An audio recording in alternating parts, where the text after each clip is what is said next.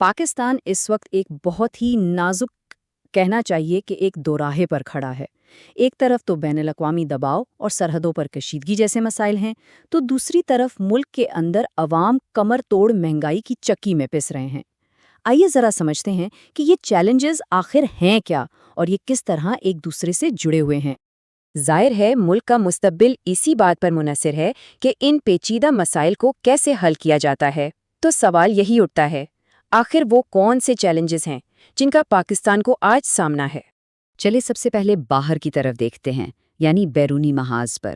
یہاں پاکستان کو اپنی سرحدوں پر بھی دباؤ کا سامنا ہے اور عالمی سیاست میں بھی کئی طرح کے چیلنجز درپیش ہیں۔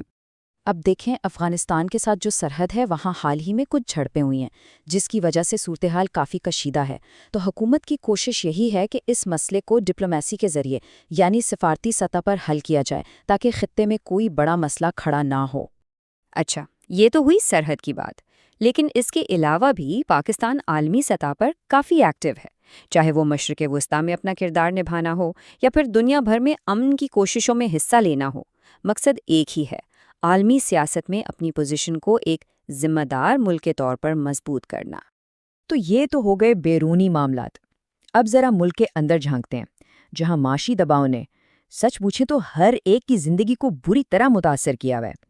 اور جب ہم اندرونی حالات کی بات کرتے ہیں تو یقیناً سب سے بڑا اور فوری مسئلہ مہنگائی ہے، ایک ایسا طوفان جو بس تھمنے کا نام ہی نہیں لے رہا۔ اس کا سب سے زیادہ اثر ظاہر ہے عام آدمی کے دسترخوان پر پڑا ہے۔ بنیادی ضرورت کی چیزیں، خاص طور پر کھانے پینے کی اشیاء، ان کی قیمتیں تو جیسے آسمان سے باتیں کر رہی ہیں اور عام آدمی کی پہنچ سے دور ہوتی جا رہی ہیں۔ اور معاملہ صرف کھانے پینے تک ہی نہیں رکا، اوپر سے پیٹرول، بجلی اور گیس کی قیمتیں بھی مسلسل بڑھ رہی ہیں، جس نے ہر گھر کے بجٹ کو یوں سمجھے کہ الٹ پلٹ کر رکھ دی ہے۔ تو جب یہ ساری چیزیں اکٹھی ہوتی ہیں تو اس نے عام شہریوں پر اتنا شدید دباؤ ڈال دیا ہے کہ اب لوگ حکومت سے فوری طور پر ریلیف چاہتے ہیں، وہ اب اس بوجھ کو مزید برداشت نہیں کر پا رہے۔ اچھا، اس شدید معاشی دباؤ سے نکلنے کے لیے حکومت نے ایک بڑا قدم اٹھایا ہے، اور وہ ہے عالمی مالیاتی فنڈ یعنی IMF کے ساتھ ایک معاہدہ۔ اس کا بنیادی مقصد معیشت کو سہارا دینا ہے۔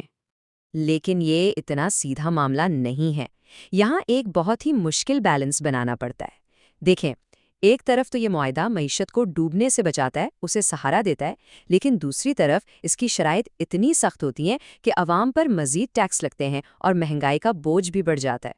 تو اب یہاں سب سے اہم بات سمجھنے کی یہ ہے کہ یہ جو بیرونی اور اندرونی چیلنجز ہیں نا، یہ کوئی الگ الگ کہانیاں نہیں ہیں، یہ سب ایک دوسرے سے بہت گہرائی میں جڑے ہوئے ہیں۔ اسے یوں سمجھیں کہ یہ ایک زنجیر کی طرح ہے۔ سب سے پہلے عالمی صورتحال آتی ہے، وہ اثر ڈالتی ہے معاشی معاہدوں پر، جیسے کہ IMF کا معاہدہ۔ پھر ان معاہدوں کی وجہ سے ملک کے اندر پالیسیاں بنتی ہیں، اور اس سب کا آخری نتیجہ کیا نکلتا ہے؟ عوام کی مشکلات میں اضافہ۔ تو جب یہ سارے مسائل ایک دوسرے میں اتنے الجھے ہوئے ہیں تو سوال یہ پیدا ہوتا ہے کہ آگے کا راستہ کیا ہے؟ مستقبل کیسا دکھائی دیتا ہے؟